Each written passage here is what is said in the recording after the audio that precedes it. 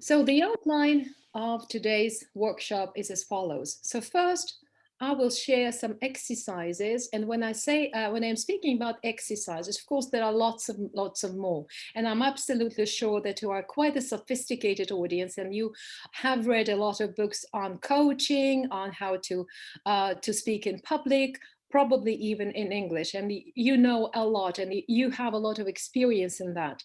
But today I would be providing you with some of the exercises that I think are most effective. And of course, I cannot share all of the exercises with you that I know about, but I have prepared references. You can find them in the handouts, uh, which I would kindly ask you to keep aside for the moment. In the handouts at the end, I've put all the references for you. So first, breathing, posture, articulators, warm-ups, that would work for anyone who is preparing to speak in public. And this is actually the minimum survival kit for us. The other two parts would be devoted to intelligibility incarnate. So first of all, I will help you and focus on some of the pronunciation features or the articulatory setting particularly, how we can build an English accent as compared to some other accents of other L1s. So we'll try to focus on some of the features which are inherent to which are typical characteristic of the English accent. And those features will help us to speak in public more intelligibly, more clearly. And the third part is probably even more important for us Russian speakers of English as a foreign language or English as a lingua franca when speaking in public, because I'll focus on some of the key features of the Russian pronunciation that might hinder communication. Well, and so the survival kit, this is the suitcase I'm sharing. And you see, I've really put the Russian because this is the focus, probably my focus. Oh, this is my area of expertise that I can really share with you as a former phonetician, or as the person who worked and did research at the Department of English Phonetics at Moscow State Linguistic University. So I'm going to share the exercises that I called of double or triple value, because all of them will be aimed at helping you to sound intelligible, at building an English accent on the Russian accent, and practically all of them will help us to combat stage fright. So first things first, as you understand, or as you know probably, public speaking is fear number two for us human beings after death. So that means that we are stressed. Well, this gentleman, this bossy boss is not probably somebody really, well, I don't mean anything personal, but this is actually stress, what stress is doing to us, and we have to combat that. So exercise number one. Oh yeah, I forgot one very important thing. So before we start, so sometimes I will ask you to unmute the microphone, so please listen carefully. Or sometimes I will also ask you to do some weird things. And here we have to, to sign an agreement that no matter what, but you will probably obey to me and try to do those weird things. And believe me, the weirdness will compile, will be built on from one exercise to the other. So you have to be prepared. Sometimes I will tell you to unmute the microphones, but I will say that specially. So now we are doing exercises with our microphones muted, but no matter what, I would like you probably to show me a video if you really want me to control you, because we are going to work on the body now, right? So we're going to combat stress, first of all. So what happens to the body? First, adrenaline gets into blood, you know that, right? And the heart starts beating faster.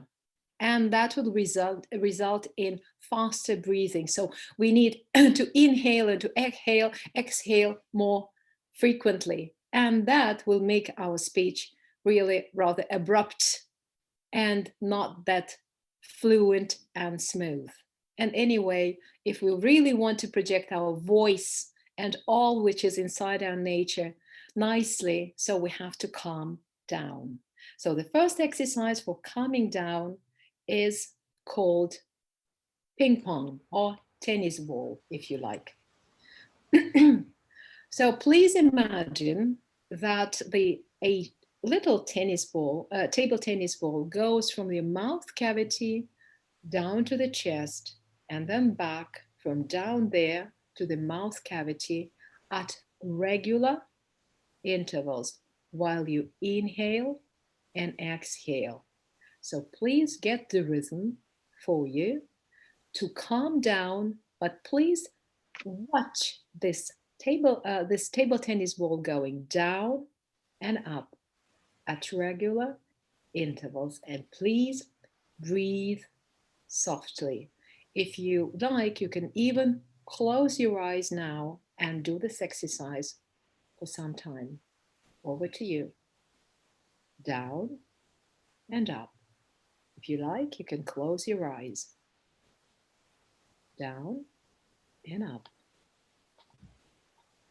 Go on, please. Do it. Do this exercise and calm down. It's also a very, very good exercise for concentration after a hard day.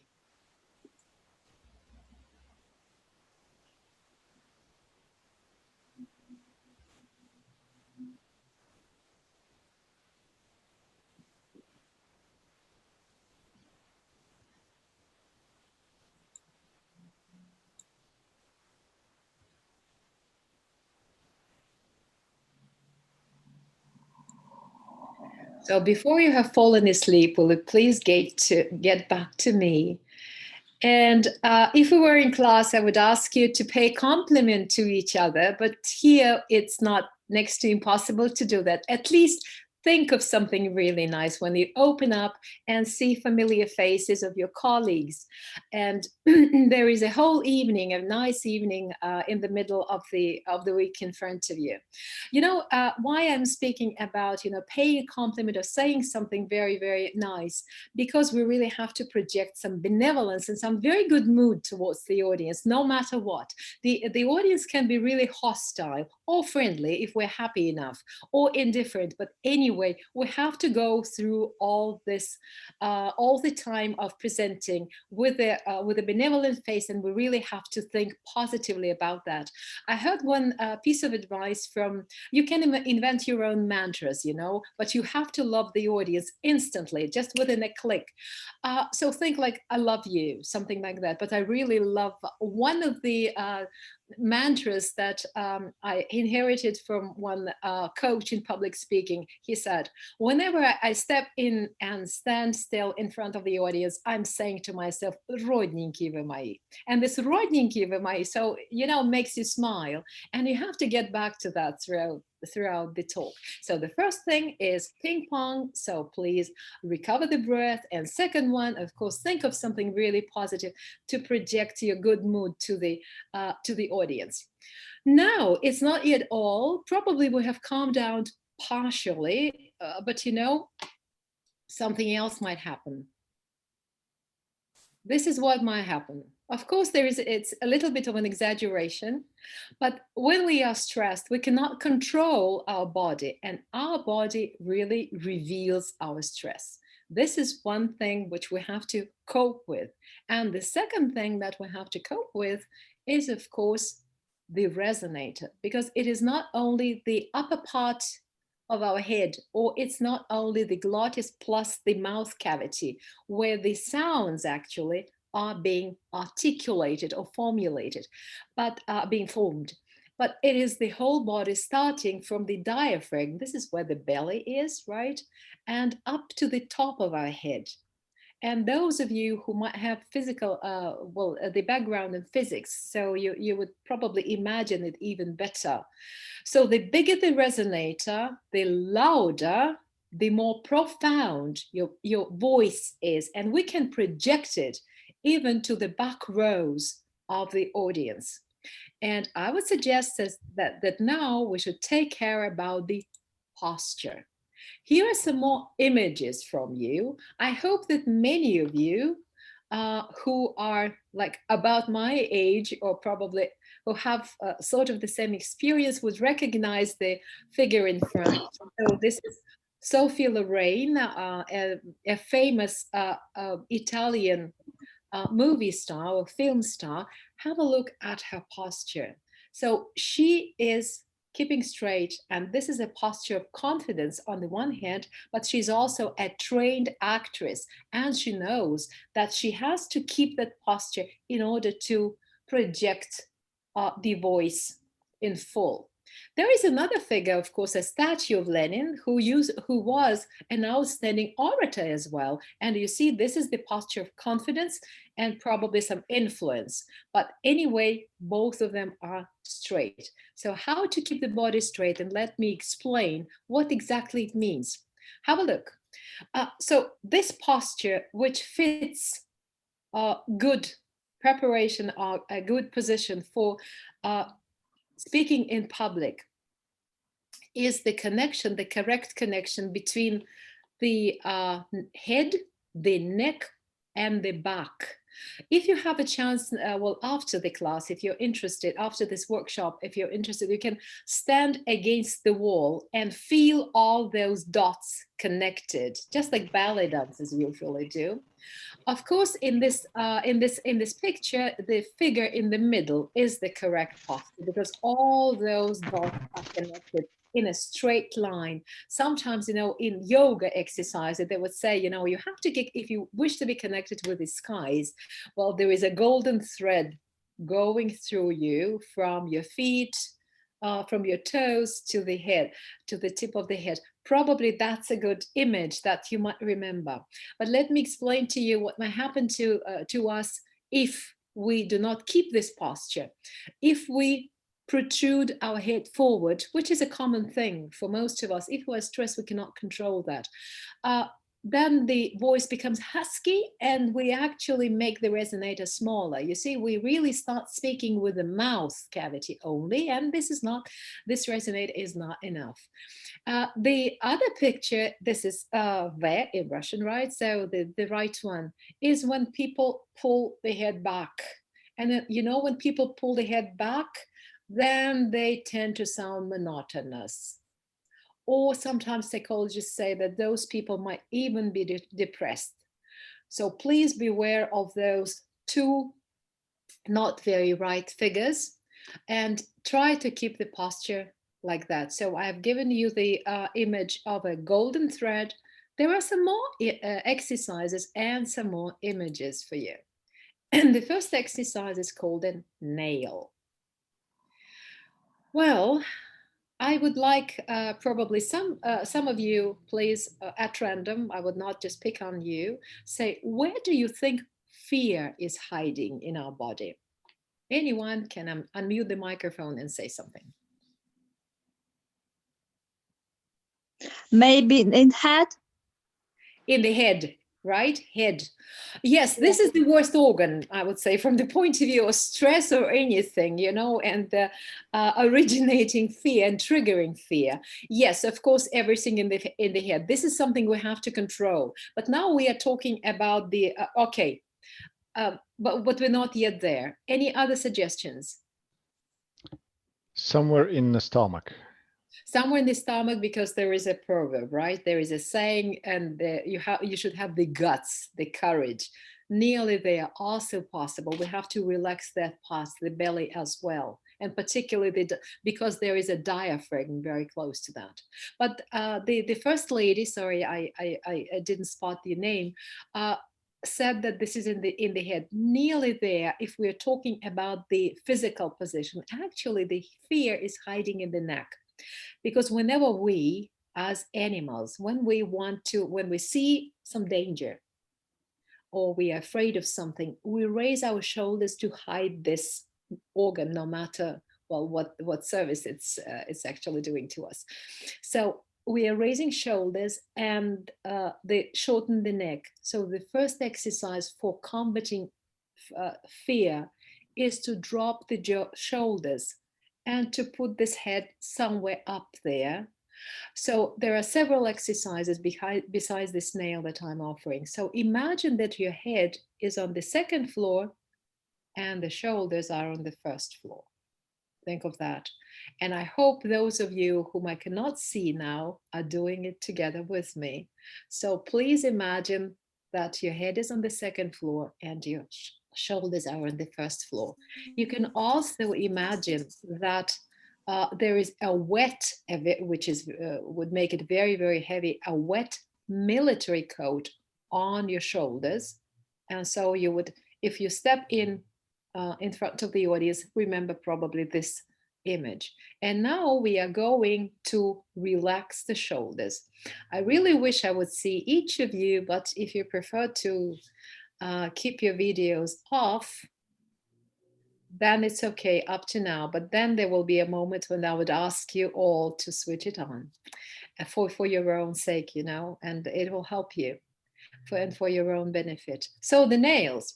Imagine that there is a nail at the wall, which is a little bit higher than the shoulders. And the exercise goes like that. We have to raise our shoulders, only shoulders, as high as we can. Then get them back to reach for that nail at the back there. Hang there and feel the tension of the back muscles. And then relax and drop the shoulders. So it's like raise, get the shoulders back as far back as you can to feel the tension, and then drop the shoulders. Let us do it together. I hope there will be some people whom I could see. Yeah, thank you. I can see some of you. Yeah, so 1, 2, 3. So raise your shoulders, please, as high as possible. Then back as far as possible. And drop them. And again, up and back and drop. Okay, and again, up and back, as far back, and feel the tension there and drop. And probably one more time. So up and back and drop. Now you can shrug your shoulders. So now that we have recovered breath, projected benevolence through some very nice mantra towards the audience, and then we think that we are connected. If we were, now we're seated, right? We're sitting now, but if we were standing, of course, we should have to control the whole body, right? From feet to the top of the head. But so now try to keep this posture at least during this seminar, at least during this workshop. Imagine and remembering there is a heavy military coat on your shoulders and your head is on the second floor, you're on the first floor. Let us move on. What else needs relaxation before we speak? This is another exercise which I called mosquitoes. So of course, well, imagine that we have relaxed all the body. Of course, the more relaxed, the more physical exercises we do before any attempt of speaking in public, the better, because we have to relax all the muscles, our hands and arms and feet, and we have to turn probably. And but there is another place which needs, another spot in our body which needs particular care. This is, as you understand, the face. So we have to release all the face muscles. Imagine that there is a mosquito biting our face, and we cannot wave it off with hands. So our hands are there. We have a military coat on our shoulders and cannot raise our arms, you see. So imagine a mosquito bites us, some parts of the face, and we have to wave it off by certain muscles.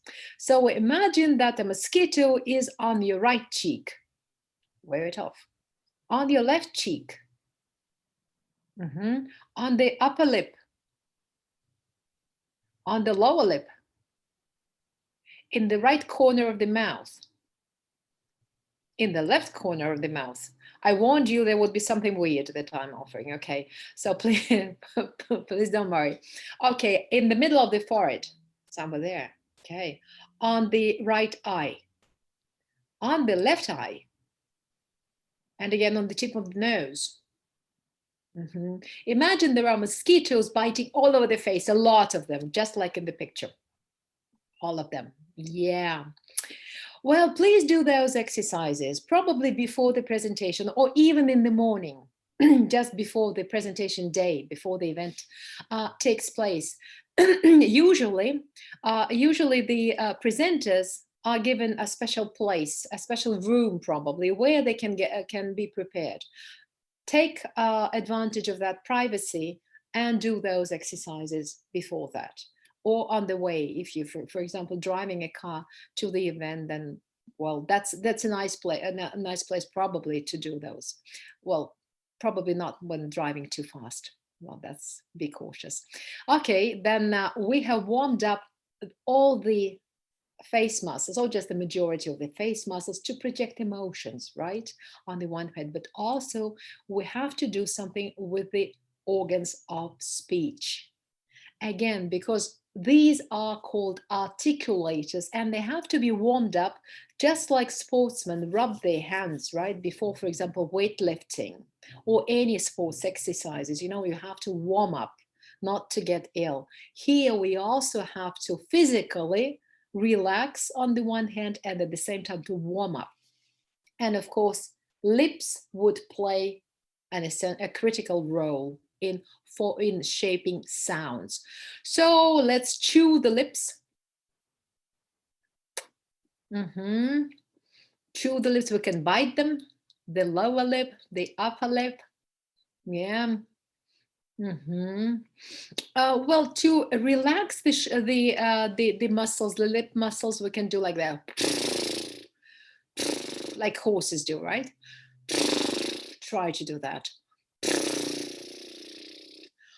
Okay, now we move on. Some more weird exercise. Yes, I couldn't, help choosing this particular image. I hope I adhere to the copyright, but still this is jaws, right? So the lower jaw does move and it does take part in articulating sounds. It can go down or it can go sideways. Why is it so important? Because, well, again, for two reasons. One reason is these muscles. We have to relax these muscles of the lower jaw, because you might have heard people speaking through clenched jaws, and this is what fear actually makes us speak like, because, and we have to relax that to formulate, to shape sounds and to feel more relaxed. The second reason is that in the Russian pronunciation or in the Russian language, we don't have this movement like that. We don't drop the jaw as low to formulate, to form sounds as they do in English. So for speaking in English, for us Russian speakers, it is particularly important to to acquire this movement. There are several sounds, and we're going to talk about them later, like a and o and I and ow, that are made up with this jaw going, dropping very low. Otherwise, there are three English sounds like a, and ah, which we Russians might take for one ah sound. And thus we can make mistakes, And there are three sort of ah sounds in English, and one of them is pronounced with the jaw, a lower jaw dropping. So let's try it. Like that. Drop the jaw some 10, 12 times, as low as you can.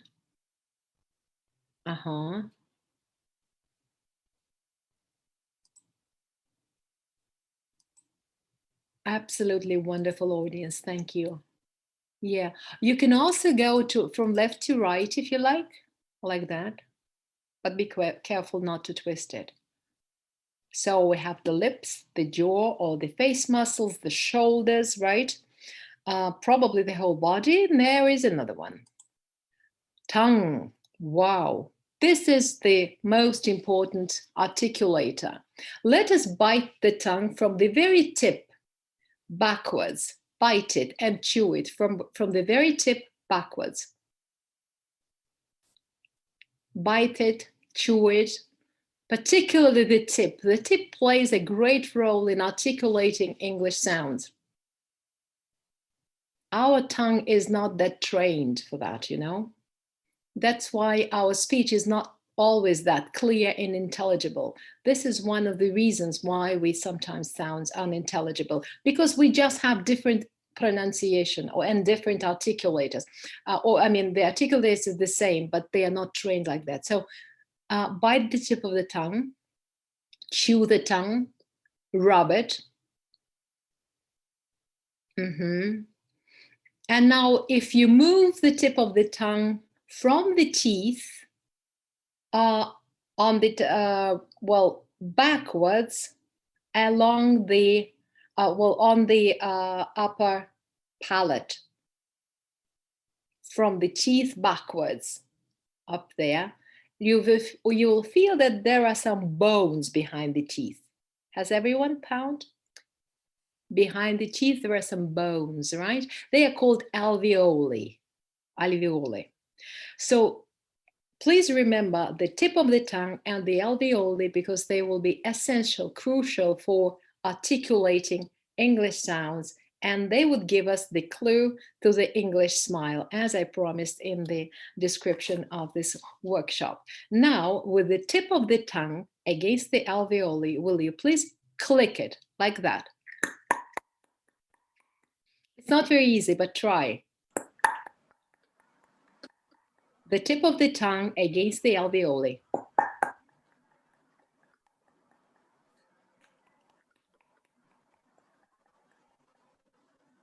I know it's not very easy, but please remember this exercise and this movement. Now life is getting worse, you see. We are going to pretend to be piglets. And this piglet, as some other animals like dogs and cats, they have the mouth and the nose together. That's called a snout. So imagine that we're piglets and this is our snout. So with the snout, we are very curious and we are investigating the world. So we can see something very interesting on the left and we sniff it, right? Then we see something very interesting on the right. And we move there, right? Something on top. Oh, up there, something down there. Then the piglet starts thinking. And then again, something in front. And all of a sudden, the piglet sees something, wow, in front of it. And it does like that. Try to do this movement like piglet. And then I call this exercise kissing the world. This is my copyright. This is, well, something that I've invented. Kissing the world is actually, and this movement is very, very pleasant on the one hand for us human beings from the very birth.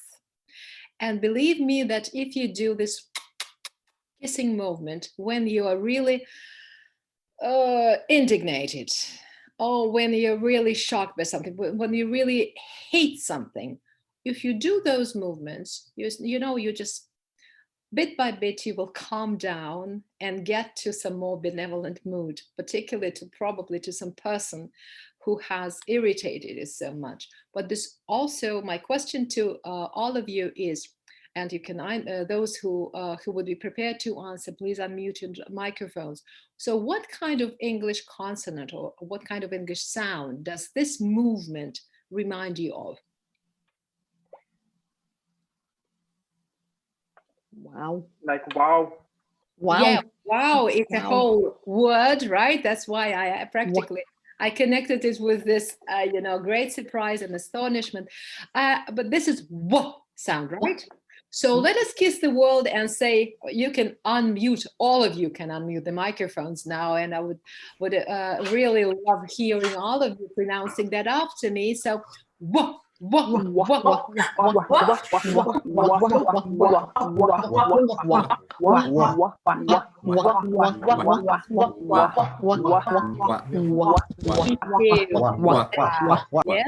you enough. And now, will you please pronounce the Russian sound v v v v?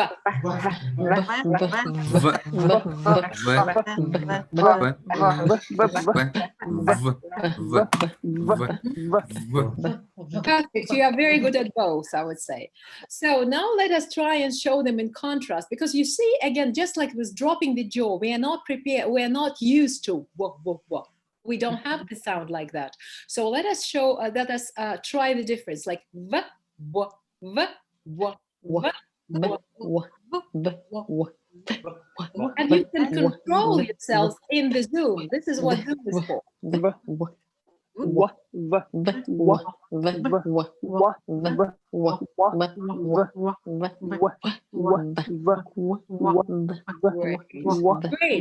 Now that you're used to that and you can control yourselves like in the mirror or in the screen, I'm suggesting another very difficult exercise. This is very well.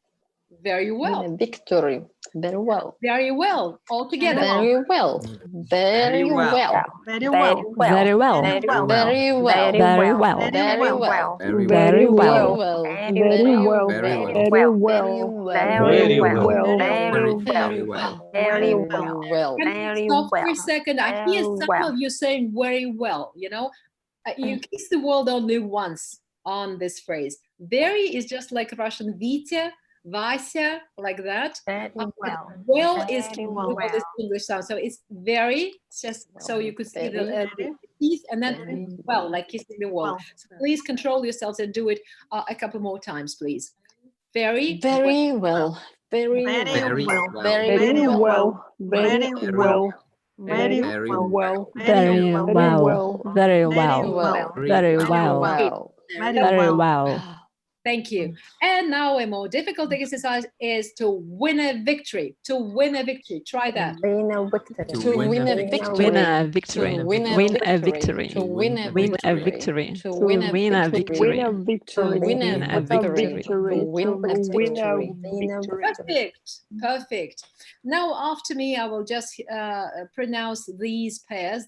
They are written in transcription. So I do two, then you do two after me, then I do another two, and you will do it after me. So I start. Why? Please. Why? Good. Now way, they, please. Way. Yes. Now whale, veil. Veil. Now three. While, vile, yale. Yale. Perfect. Now I would like you all to get to your handouts, please. And I will keep silent for a couple of minutes. Will you please fill in the first part of the handouts, which is what exercises we have just covered for recovering breath, projecting benevolence, and up to the tongue. Okay, great. I think we have covered them all. Let us move on. I would now, we are now moving on to the intelligibility itself, you know, to clarity and intelligibility, or to the part which I called building an English accent on the Russian accent. So let me, allow me some introduction. In one of his talks, one of my colleagues, international colleagues, Robin Walker, who made a great contribution into teaching English as a lingua franca, he once referred to the book by Jennifer Jenkins, who investigated this English as a lingua franca, and particularly pronunciation. She focused, based on her experience, on what is particularly important for intelligibility. And she found out that only 7% goes to grammar. If we make grammar mistakes, or this is that accuracy, then we might probably break up the communication. But only 7%, grammar accounts for 7% only. Vocabulary, the choice of vocabulary, accounts for 25%, and it is pronunciation. that actually accounts for the most, for intelligibility, for comprehensibility, for understanding what people are saying. So that's again about pronunciation. So let us now do some more exercises for building an English accent on the Russian accent, because it's not necessary now, as you remember, to approximate some particular kind of accent, just British accent. And you know, there are lots of British accents on the territory of the British Isles even, or some American accent or American standard accent, or say Australian accent. There is a variety of accents even among the native speakers. And so you know, it's a very hard job, actually. It can take us a lifetime to approximate, to sound like a native speaker. And we professionals, or most of the professionals of the world, apart from linguists, you know, or teachers of English, this is next to impossible. You know, we drive cars, we use computers, and we use them as instruments, and thus we use them for helping us to self-actualize professionally. We don't have time for that. If we set this goal, we can do it. But you know, it is not that we should, you know, really be very particular about, well, sounding like the British Queen or like somebody else in the United States of America. And again, there is a variety of accents.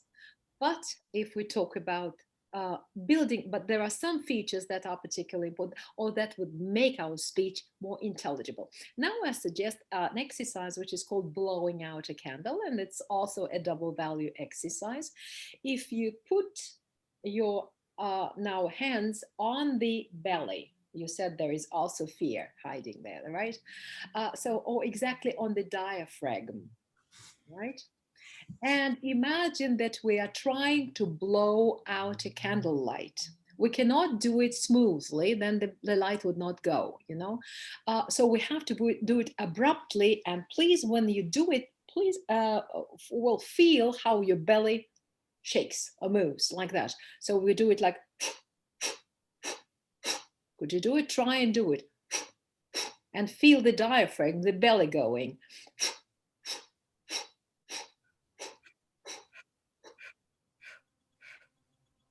Yes, I can hear some of you doing that. Great. Why are we doing that? Because, you know, there are three sounds in English, three consonants, согласные. They are p, t, k, that are essential for building on an English accent. And, you know, they are the so-called voiceless sounds, глухие согласные, звуки. And in English, all the voiceless consonants are articulated stronger. In Russian, it's vice versa.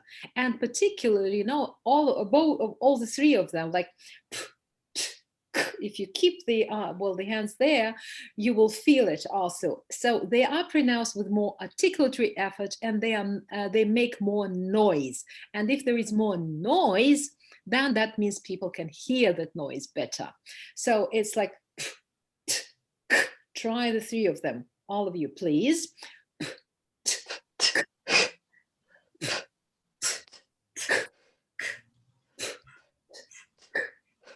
Yeah, okay. And now let us try and read the words after me, probably, but please pay attention to the p, t, k. You can keep your arms or hands, you can keep your hands on the belly if you like, to control yourself, so there is a lot of, you know, this breathing. It's called aspiration, придыхание. Well, it's used in both senses in the Russian language. So really, and this is actually two sounds, p and h. So, will you please after me now unmute your microphones and say Coca-Cola all together. Coca-Cola. Company. Company. Market. Market. Tot. Okay. Okay. Now drop the jaw and say back. Back. Good. Public. Public. Or again, drop the jaw and say coffee. Coffee. Cake. Cake. A coffee and a cake. A coffee and a cake. cup on the table. A Cup on the table. Great. I can hear a lot of aspiration here. So first is putk, to build on the Russian accent. We don't have it. Now, good policeman, bad policeman, it's more about palatalization.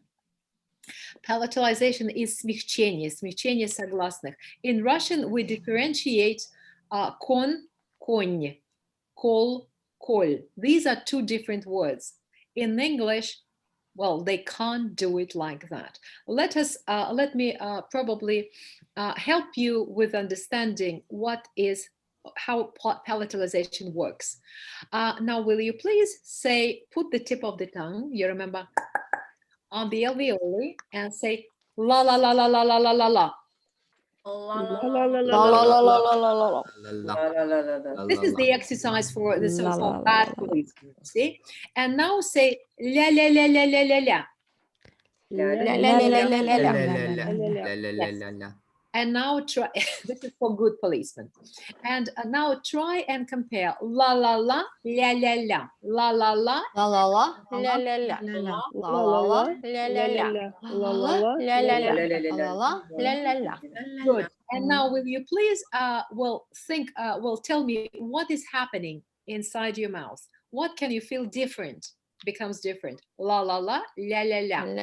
La la la la la la. You can Like you're smiling when you're good policeman. Position of the tongue. Yes, the position of the tongue. Exactly. La la la la la. Because you know the tongue sort of flattens a little bit against the soft palate, and this is why this feature is called palatalization. Who is doing that? Yes. I'm not drawing anything. So palatalization, because the tongue flattens. In English, the tongue never flattens like that. There's only, well, sorry for saying that, but there are only bad policemen, so to speak, in the English pronunciation, in the English accent, because they don't have palatalized sounds. It's always me, li, light, but it's not light, li, me.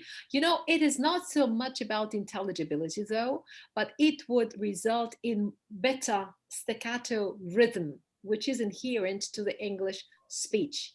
And we Russians sort of speak in a more smooth manner, like la la la la la la la. Besides, we have, you know, more emphasis on the vowels. But in English, it's la la la la la la la la la. And if you do not palatalize the sounds anywhere, particularly between before the so-called ютированные согласные, between ye, you see, and that's where palatalization happens in Russian. And keep the tip of the tongue for most of the consonants, most commonly frequently used consonants on the alveoli, with this tip of the tongue very sharp and hard. You know, then you will avoid this this type of pronunciation, and also on such sounds as m and n and p, for example, or k, do not palatalize them no matter what. So they're only bad policemen. So remember about la la la la la. And then you will get, eventually you might get this staccato rhythm and this contrastiveness, add of contrastiveness to your speech. Well, now you remember this clicking exercise, this exercise for clicking the tongue on the alveoli. Have a look how many English consonants are articulated with that particular tip of the tongue touching the alveoli. And these are the most commonly used English consonants. So that is why it is so very important to observe and to learn this position. And besides, well, let me pronounce all of them. And then each of them probably, that would work better. You can unmute your microphones. I'll pronounce each of them and then you will pronounce after me. So but remember, don't move the tip of the tongue from the alveoli. Only there. So it's la la la la la la la all together. Very good. Now don't move the tongue. Na na na na na na na na na. Great. You remember there is also aspiration. So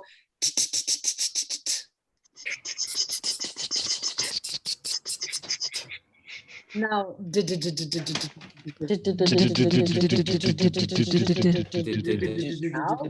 move the tongue from z.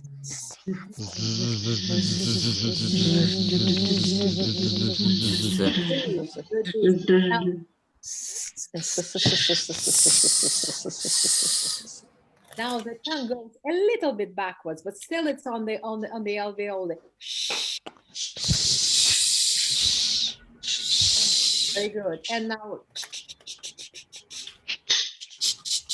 the English sound tr is harder than in Russian, and it reminds us of the Belarusian chashka trial.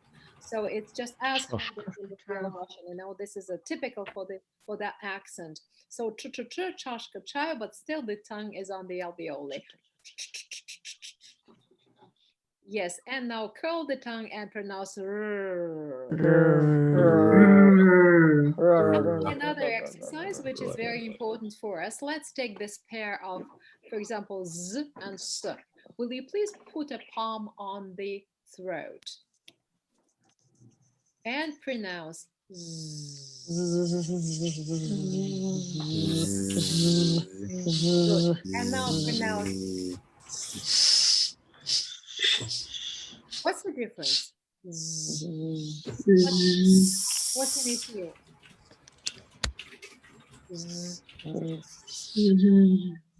Lower than Huh? vibration. Vibration. Yes, exactly. Vibration. What is vibrating? The vocal cords, right? Голосовые связки. That is why all the voiced, and this is where voice is formed, right?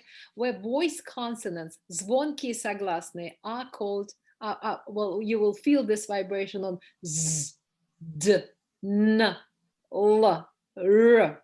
But you will not hear, or you will not feel this vibration on глухие согласные, voiceless consonants, like t, k, like that. You see, or s.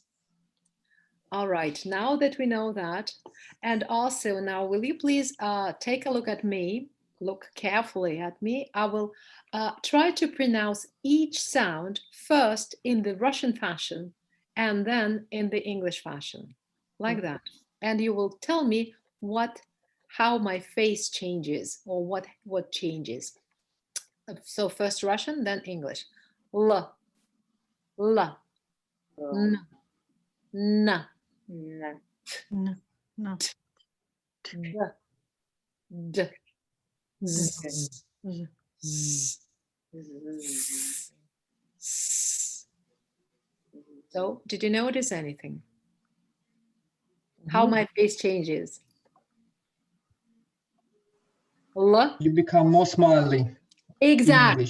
Exactly. And this is the secret to the English smile, you know. Well, of course, you have to add up some good emotion and then you'll get a natural smile. But inherently, by the articulatory setting, you know, the English sort of, you know, if you articulate the sounds correctly, then if you put the tip of the tongue on the alveoli for most commonly used consonants, plus there is a schwa, which is neutral sound, which is also articulated like that, but not by touching the tip of the tongue on touching the alveoli, but the tip of the tongue is you know, and if you get it practically every unstressed syllable. So this is the key to the English smile, and this is sort of the neutral, the most typical articulatory setting for the English language. So please remember about that, and that is also, you know, sort of a key to the English smile that I promised. Now let's keep smiling. Put the tip of the tongue on the alveoli and say and read after me again, like yes, please. Yes. Yes. You can unmute your microphone. Yes. Now, and now the next word is yesterday. Yesterday. Yes. Now we go on. Potato. Potato. Very good. I have pronounced it with a British accent, in American accent, for example, another most common accent in the world, right? And that this is the accent that is very popular in the most of, well, another half, I would say, or the other half of the textbooks on English language teaching would be based on that. It would be potato, right? Potato. The t in the middle, well, sounds like d, potato. It's called the t tap.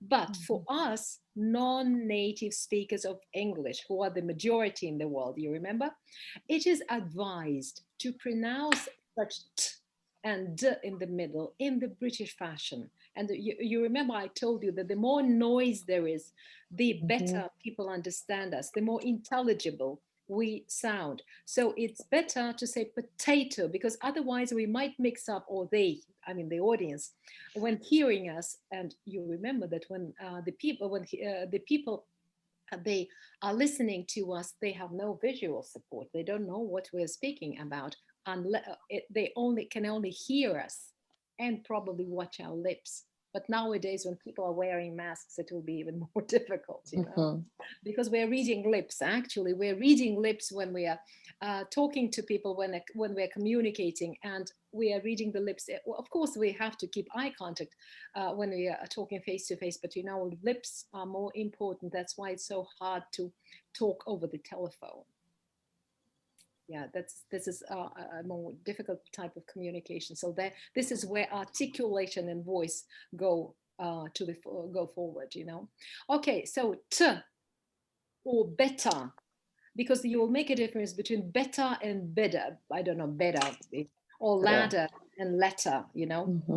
Sometimes. So t had better be pronounced like in the British fashion, in between the vowels. So, and the next one is passport, again, British accent, passport altogether. Passport. Yes. Passport.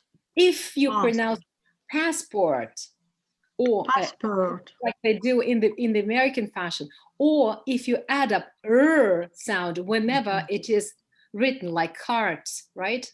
Or target, market, no problem. No problem for us non-native speakers, because you actually vocalize one additional sound. Again, please remember, it is not about the accent. It is about the pronunciation and intelligibility we are talking now. If the person says, like now, in Moscow, we can hear different, people using different accents because they come from different geographical areas, just like the whole of the world, because this is real world, right? If people say, for example, a gadget instead of gadget, you will still understand that they're talking about some device, that electronic device. It doesn't make a difference in the meaning of the word. So that is what I mean when I say, okay, you can use this, or you can say or you can keep a Russian accent, because you will stick to your identity. But you should work on intelligibility, or build on some of the features to be better or easier understood and to sound intelligible, particularly in public speaking. And this is where pronunciation and public speaking overlap, and they do overlap a lot, really. So the next word is cart altogether. Cart. Or cart, if you like. Again, you can choose whatever. Or okay, let me, better British here. Tomatoes. Tomatoes. And a lot of aspiration here. Tomatoes. Tomatoes. Then another one is company. Company. Company policy. Company policy. Public. Public. Public company. A public company. Target. Target. Market. Market. Target market. Target market. Market segment. Market segment. I think that at home, so you see all those words on this slide and also in your handouts, they are all, the consonants here are pronounced, the consonants on top are pronounced on the alveoli. So please stick to that. But up to that exercise, you would also already have learned putterkuthing and bad policeman good policeman. Yeah, and well, actually, we are summing up what we can build on the Russian accent to sound more English and to sound more intelligible for diverse audiences. You know that? So, Potaka, this is something I'm going to speak about later on. This is bad policeman, good policeman. What do I mean? So, in English, it would be like pity, kill, Pity, bill. kill, bill. In English, it's Petya, kill, bill, possible, right? And the alveoli. Yesterday, investment standardized the way we have just pronounced. Standardized. And if you keep on, if you master those sounds, then you will start smiling no matter what. All right, we're moving on to the last or to the final part. I hate the word last, really. To the final part of this workshop. And let me, you can relax and mute microphones, and I'll continue speaking and bring about some examples from my international experience and traveling about the world and taking part in conferences. So once upon a time, I was in Indonesia at a conference, and I remember the head, the leader, the person, the chairperson, introducing the president of the association, and she said, "Now over to you, Mr. President." That is funny, of course. That was funny for those of us who know English well, but that means that in Indonesian, they don't have this Z sound, you know. This is the only thing that matters, you know, but it can make things funny.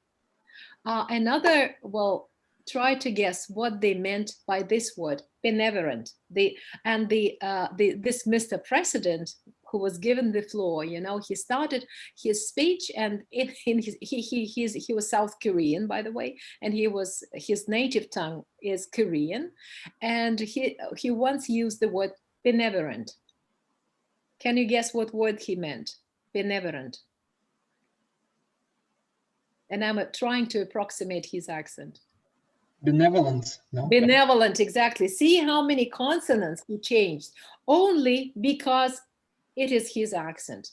Then these are some of the features that would bring about really miscommunication. This is what we should be particular about. But fortunately, Russian is not that bad. You know, paradukata is the word product in Japanese English, because, you know, different languages allow different consonant clusters. I mean, in Japanese English, a consonant cannot follow a consonant without a vowel in between. That's why for Russian, it's okay to say grip. In Japanese English, it would be garip, because the same is true about French, for example. So they are actually trying hard to overcome those clusters. But you see, well, there might be some even worse examples. Like, for example, when I was in Japan, I was traveling from the capital of Japan, from Tokyo to its former and ancient capital, Nara. And I came to the booking office and asked, well, I need 2 tickets to Nara. And the officer said, "Zert, no zert." I clearly heard "l" at the beginning. I couldn't make sense. It didn't make sense to me. I asked to repeat. I asked her to repeat, and I did it several times. And I always clearly heard this "zert, non zert," this "l." And you know, we recognize words by the first sounds. Well, you know that in English they don't have. In Japanese they don't have "r," particularly at the beginning of the word, and they use "l," and of course what she meant was reserved or non-reserved, and we got into the wrong carriage, of course, into the wrong coach, into the reserved one, of course, and we were kindly asked to move on to a non-reserved, to occupy our non-reserved seats. So this is miscommunication, but only because in the Japanese pronunciation they don't have it. But that my Japanese colleague last year, when we went through a course in English. She said globalization, you know, that was funny, you know, instead of this globalization, she said globalization. Probably I was the only one who made fun of that, because this is this sounds very, very funny in Russian. Well, there might be some really well, sad instances, you know, sad cases when it can bring about to some more sadder circumstances. One of my friends who worked in Afghanistan in an international team.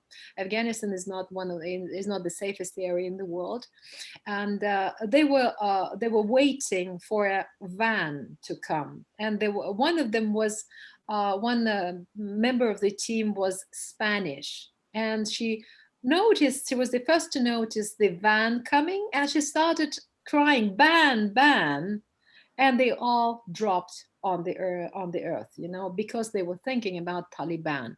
And she was saying that she was using this "b" instead of "v" because this is what they do in Spanish. This is the feature inherent for the Spanish language and for the Spanish pronunciation. Then, okay, I would probably skip that. If you ask me, if you have time, I will tell you about this one. And the last one, which is easiest, particularly with the Nobel Prize ceremonies now going on in Stockholm. So our students, economics students, instead of saying Nobel Prize, they would say Nobel Prize. I will tell you now why. And this is the feature that we have to overcome in Russian, and we have to be very careful about. This is inherent for our pronunciation system, phonological system, because we devoice. Now you know what devoicing means, right? When there is voice or no voice, at consonants at the end. For example, two different words, look and look, they are pronounced the same in Russian. Les, les, they are pronounced the same because we devoice consonants at the end. That's why Nobel Prize becomes Nobel Prize. Grip, grip and grip, we have to make an effort for that. You know, we pronounce it as grip and grip. And you know, in English, that's not possible because they do not devoice the consonants at the end. That's why, you know, children at school, Russian children at school, they ask, please find проверочное слово, like, for example, look, нет лука, луг, луга, right? So this is what happens in Russian. And in English, they would never, ever have this, you know. In German, for example, they do have it. So Volkswagen, Volkswagen, so you see. But this, again, this stems from a different pronunciation system, and this is part of the language. So this is something we have to take care about, not to confuse the meanings of the words. Now I will pronounce the pairs of words, and you will pronounce them after me. So leak, league, all together. Leak, league. League. Fate, fade. Fate, fade. Fade. Prize, price. Prize, Prize. Price. Heart, hard. Heart. hard, Cart, card. hard, Card. Thank you very much indeed. That's enough probably for this exercise. Now I have to ask probably Natasha and you. My next plan would be, and we have some 15 minutes before the end of the workshop proper, as far as I understand. Natasha, please correct me if I'm wrong. So I could ask you to go into the breakout rooms for 10 minutes now, and probably we'll have some 5 minutes for the final part of the workshop. Okay, I would rather get you into the breakout rooms. Natalie will help me to do this. And the assignment is, please go through in teams, in smallish teams, go through all the exercises, starting with starting with Coca-Cola Company.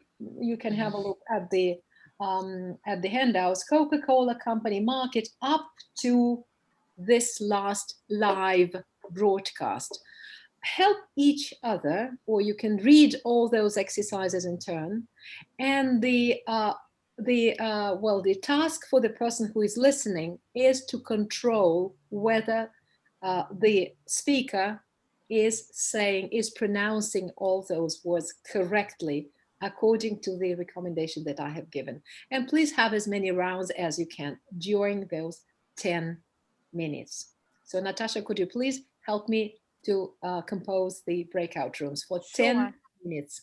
Sure, I'm opening the breakout rooms now. Please accept the invitations. Thank you. The next is the roundup, actually. So this is the tongue twisters. But before the tongue twisters, this is actually the final part of the survival kit of the preparation for speaking. But I have again, again, in the handouts, you'll see more tongue twisters, but I would concentrate on only a few, because if you come to pronouncing or to mastering these, then you will eventually master all the English accent features which are essential for us for intelligibility for Russian speakers. So the first one is like that. And now you can unmute your microphones, and after me, tongue twisters, since it's a whole phrase already, we can exercise the pitch range, widening the pitch range, which is very important for public speakers, and the rhythm is also important. So I will do it like that and show you how we're going to do it from rather up there down, like that. And do you remember the exercise? It was kissing the wall, right? So which, wished, which, wicked, wish, all together. Wish, wicked, wish. And we do it again after me. So which, wished, which, wicked, wish. Wish, wicked wish. Slowly, but then faster and faster, you will master this. And let me remind you about this now. So, whoa. So please remember about that piglet. So another tongue twister is please keep smiling. Remember about clicking the tongue and say lovely lemon liniment all together. Lovely lemon liniment. Lovely lemon liniment. Lovely lemon liniment. Wonderful. Now some prompt, which is Liniment. yes. And then the next one is again, keep smiling, the tip on the tongue on the alveoli again. Please say 77 benevolent elephants. 77 benevolent elephants. Very good. And again, 77 benevolent elephants. 77 benevolent Elephants. Yes, again, smiling and clicking it. Click. Yes, the one about aspiration on, you remember blowing out a candle? So pirate's private property. And besides that, you have to drop the jaw on practically every word, every stress syllable here. And in your handouts, I've especially underlined those sounds where we have to drop the jaw in all the exercises across all the handouts. So please, blowing out a candle and dropping the jaw. Pirate's private property all together. Private Property. And again. Pirate's private property. Yes, here is again getting back to our exercises.